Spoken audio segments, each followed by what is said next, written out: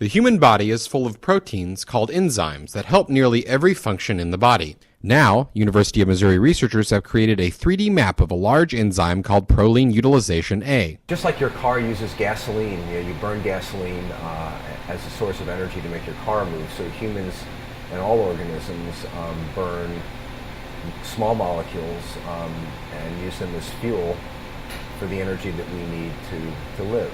And so that process is called oxidation. So this is an enzyme that oxidizes proline.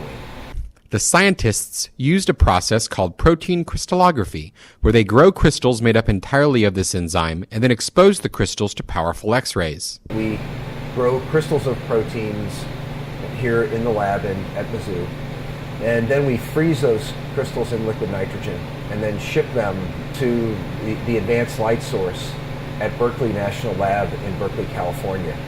And at the advanced light source, they have a very intense X-ray generating building called a synchrotron. The advantage of the synchrotron is that it is able to generate X-rays that are much, much more intense than we can generate at our system here on campus. And so we can essentially do an X-ray diffraction experiment in about 3 minutes, whereas at home it would take about 3 days. Using the X-rays, the researchers are able to determine the structure of the enzyme. The MU researchers learned that the enzyme is actually two enzymes stuck together, working to perform two different functions.